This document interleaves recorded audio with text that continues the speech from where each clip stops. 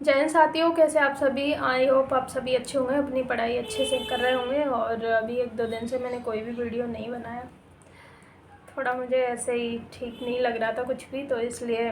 तो दोस्तों, जो आरपीएफ एसआई और आरपीएफ कांस्टेबल की वैकेंसी जो काफ़ी टाइम पहले निकली थी, उनके फॉर्म भी काफ़ी टाइम पहले ही भर गए थे। तो दोस्तों, अभी एप्लीकेशन जो आया है वो एसआई वाला आया है, अभी कांस्टेबल का नहीं आया है। तो उनका एप्लीकेशन स्टेटस आ गया है, तो उसमें मतलब ये है, उससे आप चेक कर सकते हैं कि जो आपने फॉर्म फिल किया था वो रिजेक्ट कर दिया गया है या फिर उसको एक्सेप्ट कर लिया गया है। तो एक मेरी दीदी हैं जो कासगंज की रहने वाली हैं, और उनका भी एक फ़ॉर्म रिजेक्ट हो गया है।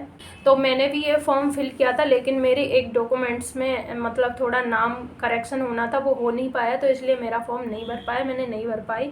आप लोग जब भी कोई फॉर्म भरते हो ना, तो किसी भी कैफ़े से आप भरवाते हो या खुद भी भरते हो, तो आप अपने अच्छे से भरिए, क्योंकि नहीं पता आपका लास्ट चांस है या क्या है, कैसे है। और अगर आप कैफ़े से भरवाते हो तो अच्छे से आप अपनी सारी जो डिटेल आपने भरवाई है वो देखिए। तो जो उन दीदी का जो रिजेक्ट हुआ है वो भी उनकी मतलब कमी से हुआ है, वो भरवाने गई थी और नहीं पता उन्होंने कैसे चेक किया, उन्होंने भी चेक किया, कैफ़े पे भी उन्होंने भरवाया, फिर भी उनकी गलती निकली है।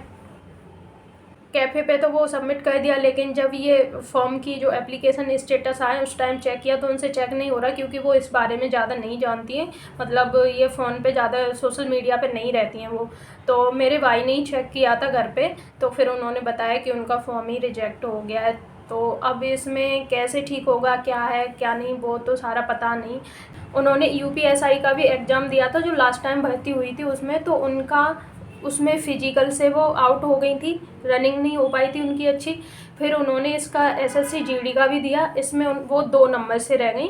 तो मतलब बहुत ही ज़्यादा उनकी दर्द भरी कहानी है और बहुत ज़्यादा रो रही थी। तो देखो, अब रोने से कुछ नहीं होता है और बहुत प्रॉब्लम भी। कहीं फॉर्म भरवाओ अपना भाई, अच्छे से नाम वगैरह सब कुछ चेक कर लो, और सारा कुछ ठीक है नहीं, एक बार नहीं 2 बार चेक करो, क्योंकि आप जब भी किसी कैफ़े पे ये फॉर्म भरवाने जाते हो तो आप वहाँ फ़ीस देते हो और आपकी लाइफ का सवाल है। तो इस उन्होंने जो दीदी है उन्होंने बोला कि आप वीडियो बनाओ, क्योंकि इससे पता चले कि किस रीज़न से रिजेक्ट हुआ है। तो आप लोग भी अपना फॉर्म जो भी भरवाएं वो थोड़ा देख के भरवाएं, ध्यान से भरवाएं।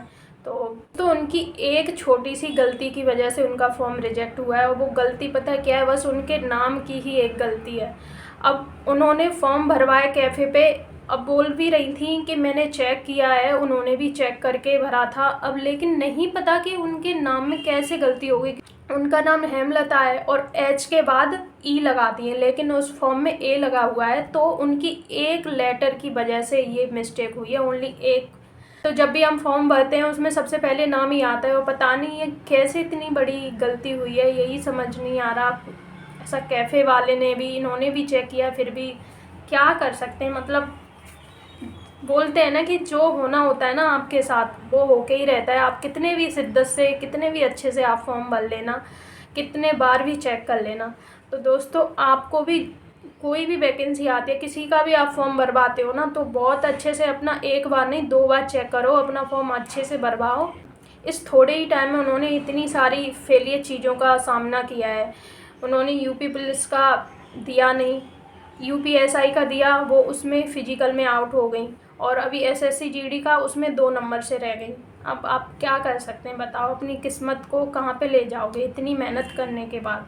बिल्कुल उन्होंने अपना हौसला ही खो दिया इस फॉर्म को रिजेक्ट होने के बाद। देखने के बाद उनकी जो हालत है मैं ही समझ सकती हूँ, मेरे से बहुत ज़्यादा रो रही थी। तो क्या ही बताऊँ मैं, आप लोग भी ये गलती मत करो। उनका ओवर एज हो गया है, तो अब वो कोई फॉर्म भर भी नहीं सकती, और अब बोल रही हैं अब नहीं मुझे करना। मतलब बहुत ही ज़्यादा सैड हो रही। तो क्या ही बता सकती हूँ, मैं भी फ़ोन से ही बात करी, लेकिन मैं इतनी दूर हूँ, उनके पास भी नहीं हूँ। लेकिन एक जो दुख है ना, वो दूसरा ऐसा इंसान ही समझ सकता है जिसने फेलियर का सामना किया हो। कितनी मेहनत पढ़ाई में करते हैं बच्चे, और जब फेलियर होता है ना, तो वो अंदर से टूट भी जाता है। जो उसने पढ़ाई की होती है ना, वो भी उसकी सारी बेकार चली जाती है। तो प्लीज़ दोस्तों, आप भी जो फॉर्म भर रहे हो आप अच्छे से भरो, अपना ध्यान रखो।